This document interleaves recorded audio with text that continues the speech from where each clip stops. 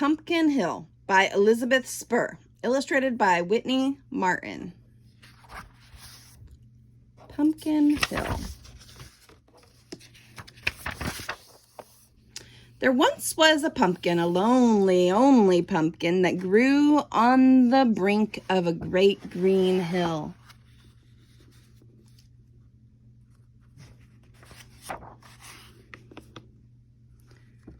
The sun shone, the rain fell, the pumpkin grew and grew, larger and orangier and plumper, till one fine day it broke from its vine and roly-poly down the hill. The pumpkin hit a stone and ker-splat, that was that. Or was it? The pumpkin seeds lay on the soft, fertile earth, which soon wore a blanket of snow.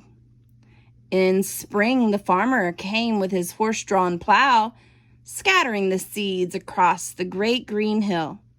But he and his wife could not agree, barley or corn, alfalfa or hay, so the hill was left unplanted, except for the pumpkin seeds.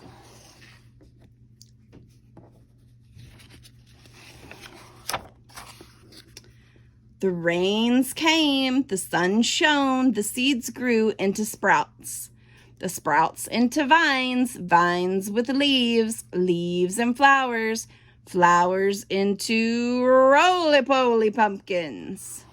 But since no one came to pick them, they withered away, except for the pumpkin seeds. In spring, the farmer plowed once more. Tomatoes, potatoes, turnips. His hill remained unplanted except for the pumpkin seeds. Sun and rain once around again, sprouts, vines, roly-poly pumpkins, which withered away except for... Once again, in spring, the farmer plowed but didn't sow. Little did he know he had no need. Beneath the soil a crop was widely planted. Those hardly little pumpkin seeds, they grew in sun and rain, from small green lumpkins into round, fat plumpkins. Because the farmer lived on the far side of the hill, he did not see that the land had turned a bright orange, with a mass of roly-poly pumpkins. There came a mighty wind, the whirly-swirly kind. It blew the vines into a tangle and sent the pumpkins rumble-tumble hurtling down the great green hill.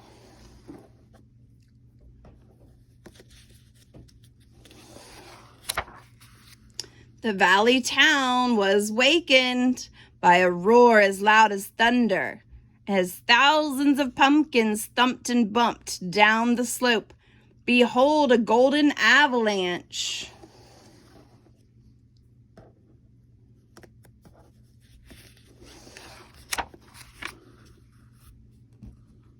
Traffic jammed, shops shut. What a delightful disaster. The pumpkins bonked pedestrians and ricocheted off walls. They rolled into the marketplace and tumbled all the vegetables into a giant tossed salad. Pumpkins rolled into canneries and stalled conveyor belts. Cried the workers, "This is more than our cannery can."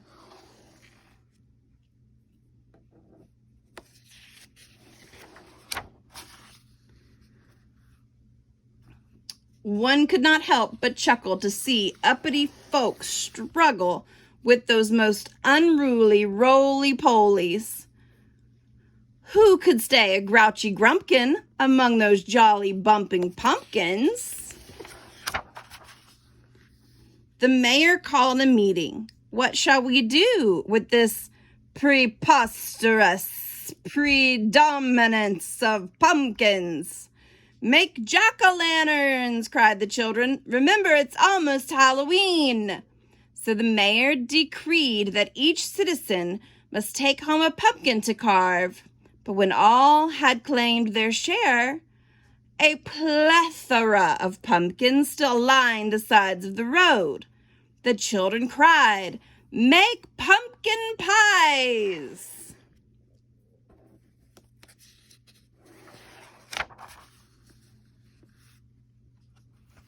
All Hallows' Eve at moonrise, the whole valley glowed. With the grins of 6,000 jack-o'-lanterns, the night air wafted the scent, spicy and sweet, of 3,005 pumpkin pies. Children dressed as ghosts and goblins paraded on the green. Each held a candled pumpkin. What a blazing Halloween. The farmer apologized for causing such a mess. The frazzled mayor shouted, "No more pumpkins!" The farmer and his wife talked head to head. Then he announced to the crowd, "I'd like to set aside my great green hill for all these children.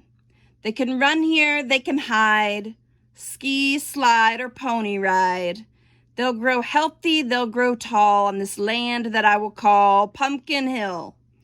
A propitious solution," said the mayor, "for our pumpkin pollution."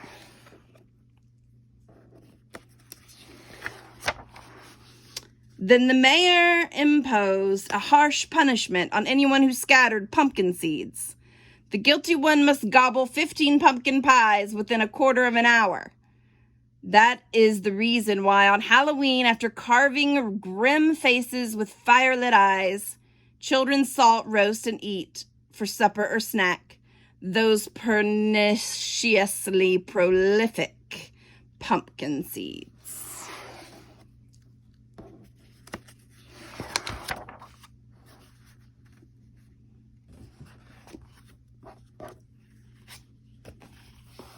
Pumpkin Hill by Elizabeth Spur, illustrated by Whitney Martin.